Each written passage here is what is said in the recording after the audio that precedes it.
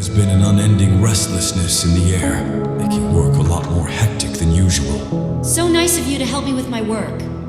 You are making my life easier. I won't complain. Seriously, why are you doing all this? You don't need to. The patience fades away upon a sudden calling, leading to a swift movement to the boss's cabin. On the way, there's two employees getting weird with each other. A senior manager standing still inside a closed room, awkward, and a head of God knows what appears behind him. They don't just leave.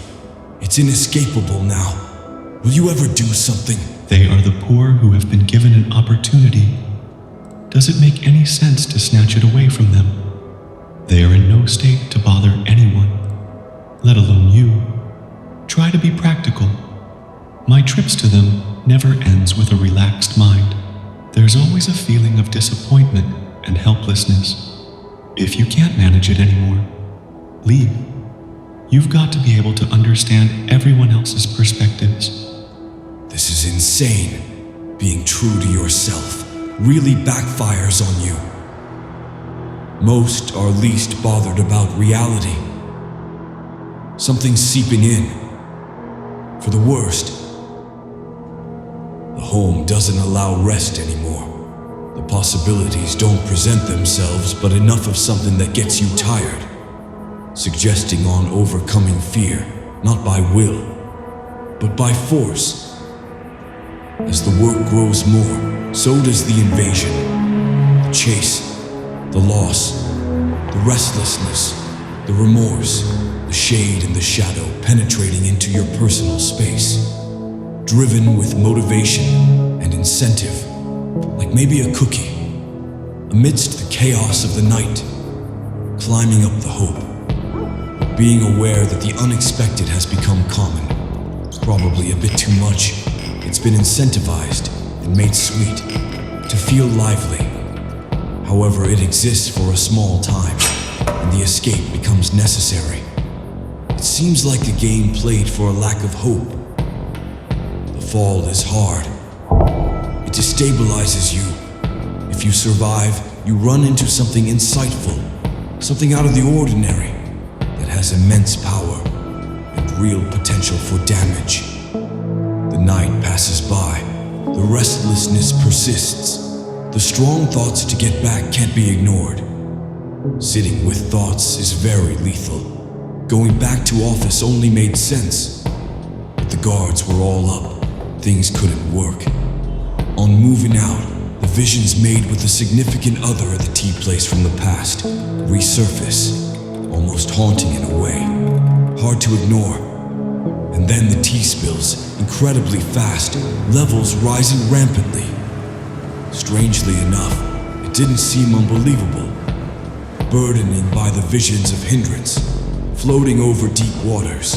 Complete submersion doesn't happen physically, yet the feeling of it doesn't cease to go. This is a standstill. It freezes you, and you realize you can't escape. It's the worst feeling. You try to move away, as far as possible, hoping relentlessly for a possibility. Finding peace even for a moment does impact your mood. The water, the air, the view, the feeling a little less lonely, with strangers around, with families around, noises around, unrecognizable but much needed. As the train crosses over the bridge, a baby cries. It is disturbing to everyone else. The crying won't stop. After a while, it feels like something's off. The train moves different, like crossing over a different section. The baby moves out and shows up in a different place. There is a shocking physical transformation that leaves one paralyzed, numb, and unable to think clearly. The baby had been something familiar in disguise all along. The next thing is submersion in the flow of the river, without remembering the events in between, with a strange feeling of discomfort floating around, realizing the deep problem of the inner being, the difficulty to control it from taking over, relentless and dark. The thoughts land in a dark land with unidentified forces coming in from different sides in a violent way. A dramatic devastation of truth. There was no intention to surrender, but the resistance didn't come along, trying to break free with an absent-minded intention, more focused to find a reason for all of this. The mouse eats a tablet. It's essentially a trap. There's an energy formation. They, who feed on the drugged mice to get revitalized. I know you're being followed everywhere. I can save you under one condition, but first let me show you how.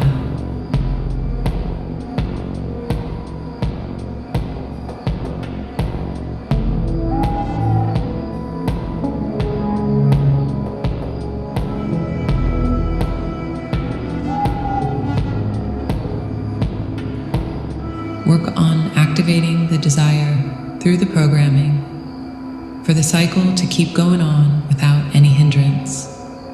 Reactivate them every night without fail through the tablet it is.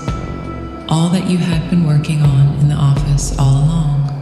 The program specifically, perhaps unknowingly.